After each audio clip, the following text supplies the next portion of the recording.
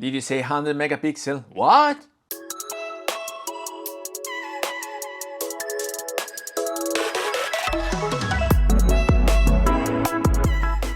Hello everybody, welcome back to the channel. Thomas Love here from beautiful Vancouver, British Columbia, and today we're gonna talk about the newly announced Hasselblad X2D.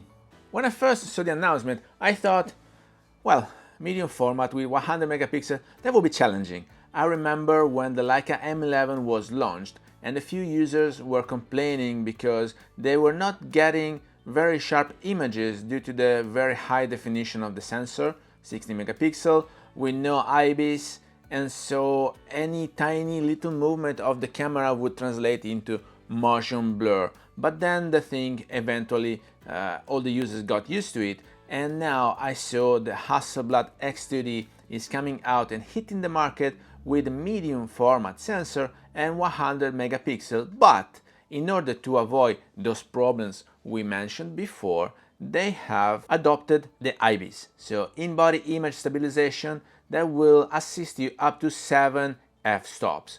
So that will be eventually the very first digital medium format Hasselblad that you might encounter around in the city rather than staying confined in studios or eventually on a tripod for landscape photography. So this is a very new camera, despite it looks like the former version X1D and X1T second.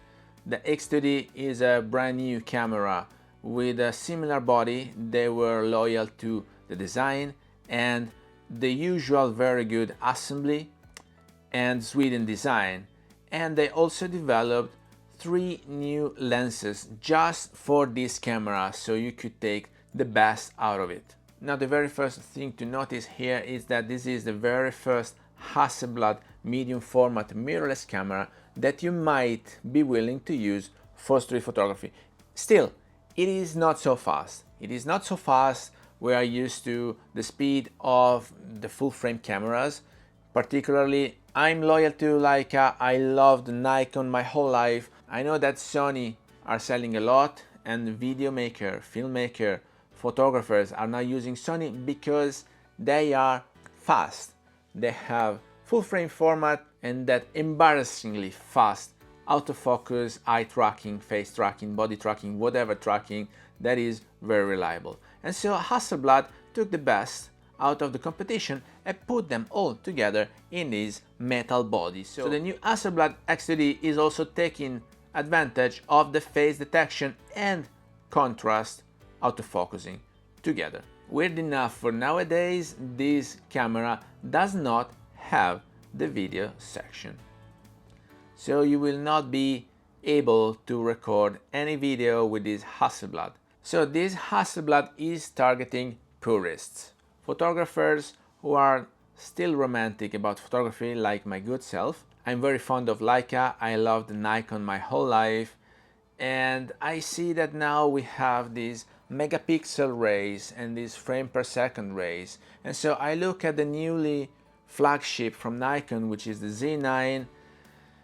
I know it's a very good camera, I know it's very reliable, and I know I will not love it because that would be just a tool. I mean, they took all the romance out of it, and so Hasselblad is trying to put back romance into a camera, into a medium format with a high resolution, 100 megapixel and 1 terabyte internal memory, because that 100 megapixel sensor with continuous focusing, maybe 5-10 shots in a row, because you're following and tracking your subject, and then you already feel like easily 1 gigs, and so you will need a lot of storage. We were very happy when we saw that Leica with the latest M11 put 64 gigs of internal memory, but here guys, here we're having 1 terabyte. The thing is that this camera is able to shoot 16-bit, meaning that the amount of colors and shades that you will find represented in your photos are embarrassingly good.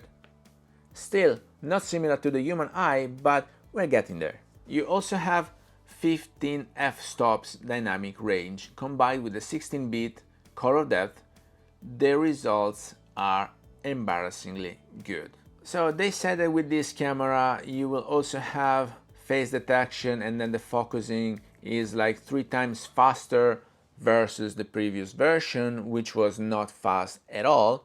So maybe it's not full speed, it's getting faster. I didn't have the chance to have it in my hands yet. What about the new lenses? The new lenses are 38, 55 and 90mm medium format, and they are newly designed just for this camera. All of them have a max aperture of f2.5. But apart from the specs that you can find on the Hasselblad website, there are some camera brands that built photography as we know it.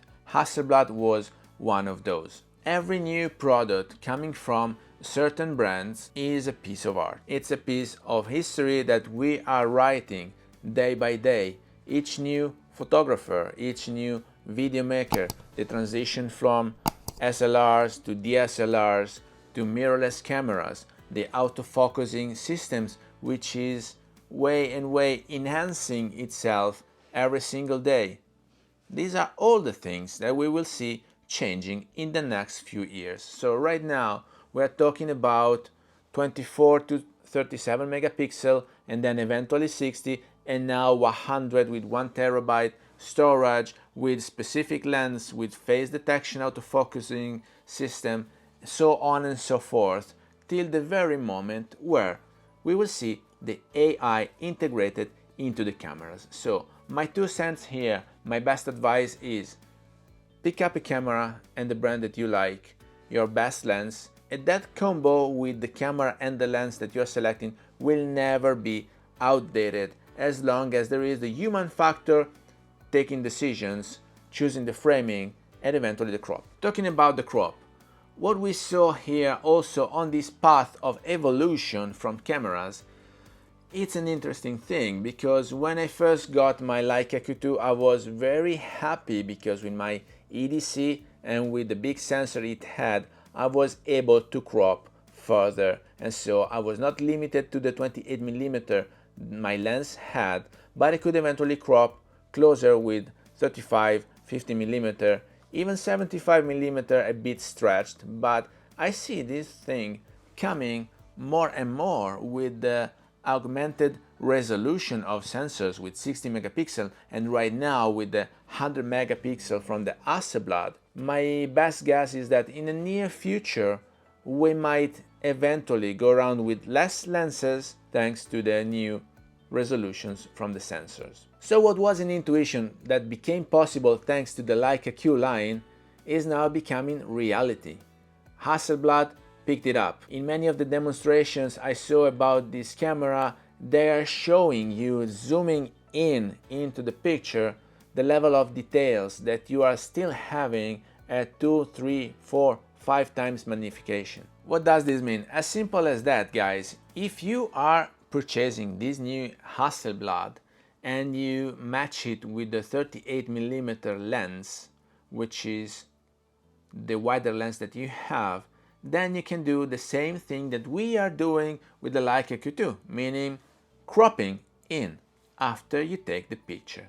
You can study your composition, you can change the framing of your picture by cropping. Details are still there, they will be gathered and recorded by your 100 megapixel sensor into your picture, so if you change your mind in future, you can eventually change the framing for your photo and give more importance to other details that you might eventually have missed when you were shooting the pictures, because maybe you have so many elements in your composition and then you notice a few details later on when you are zooming in, and with that camera you will be able to zoom in and have a totally new photo out of your original photo, as I'm doing here right now with my Leica Q2. Photography is evolving. It's not just about having the fastest or the best camera combined with the best lens that we can afford, not in absolute values, but the best lens that we can afford to match that body. So every time that a new product hits the market, I'm very curious